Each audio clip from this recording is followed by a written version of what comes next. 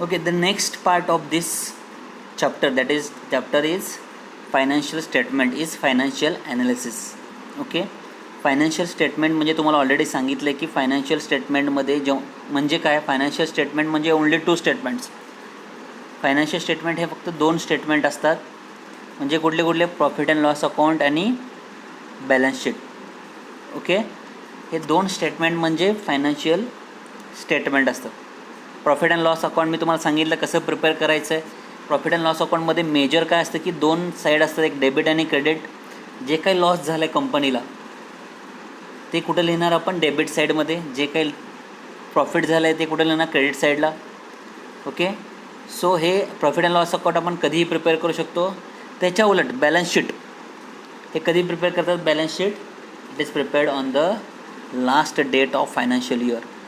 प्रत्येक फायनान्शियल इयरच्या लास्ट डेटला जे काही स्टेटमेंट प्रिपेअर केले जातात त्याला काय म्हणतो आपण, बॅलन्स शीट.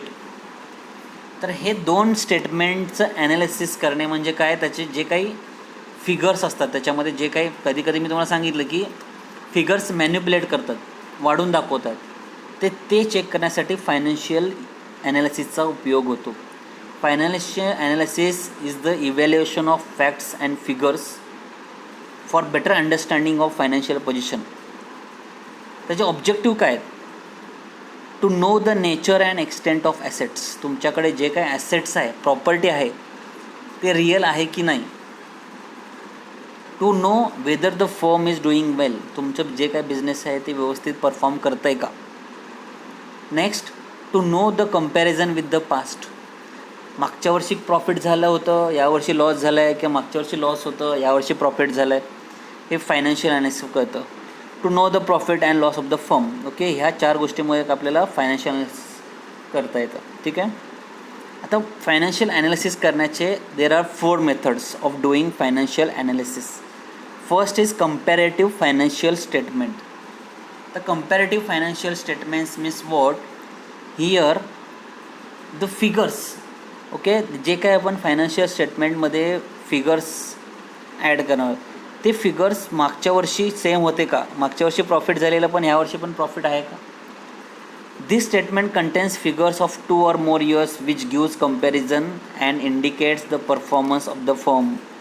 ओके, जे काही फिगर्स आहेत ते फिगर्स कुठं कम्पेअर करणार, मागच्या 2 वर्षासाठी कम्पेअर करणार आणि त्याच्यावरून तुमचं काय करणार, प्रॉफिट झालं आहे का लॉस, हे कंपनीचं कळणार आहे. सेकंड आहे common size financial statement. In this statement figures are converted into percentage taking as a common base. आता मी तुम्हाला फॉर एक्झाम्पल सिम्पल एक्झाम्पल देतो.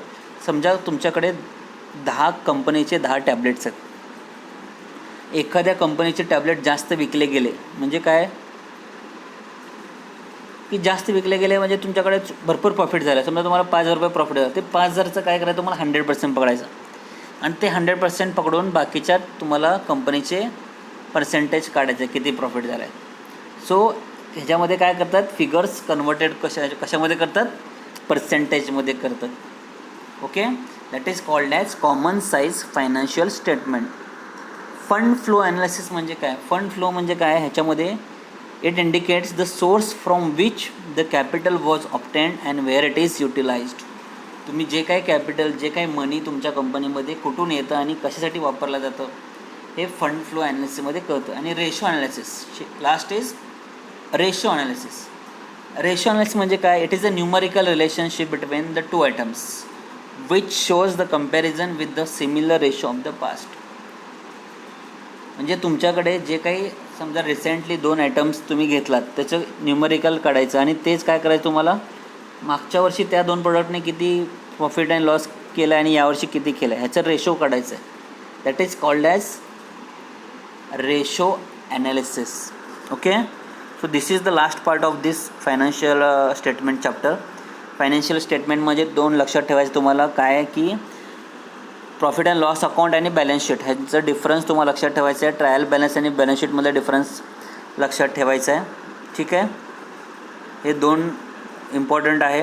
ओके, फॉर्मॅट लक्षात ठेवायचं आहे. लक्षात ठेवा कधीही फॉर्मॅटमध्ये इथे लेफ्ट साईडला डेबिट आणि डी आर म्हणजे डेबिट साईड आणि सी आर म्हणजे क्रेडिट साईड. ठीक आहे. जे काही लॉस झालेला आहे ते कुठे येणार ना, म्हणजे जे काही डेबिट झालं आहे त्या डेबिट साईडला आणि जे काय प्रॉफिट आहे ते क्रेडिट साईडला. बॅलन्स शीटमध्ये काय करतो आपण, ओव्हरड्राफ्ट, ड्रॉईंग, लोन्स हे सगळं कुठं लायबिलिटीजमध्ये म्हणतात. लायबिलिटीज म्हणजे काय, लोन घेतो आपण बाहेरच्या, जर आउटसाइडकडून जर आपण पैसे घेतले असतील कंपनीच्या यासाठी तर ते आपण त्याचं देणं बाकी आहे तर त्याला काय म्हणतो आपण, लायबिलिटीज. ॲसेट्स म्हणजे काय, property. Same profit and loss अकाउंटमध्ये पण सेम असंच आहे. जे काय तुमचं लॉस आहे ते कुठे येणार, डेबिट साईडला येणार. डी आर म्हणजे लेफ्ट साईडला आणि C R means right side. ठीक आहे. डेबिट म्हणजे लॉस, क्रेडिट म्हणजे फायदा, प्रॉफिट. लक्षात ठेवा. मी तुम्हाला नोट्स पाठवतो याचे. काय अडचण असेल तर मला सांगा.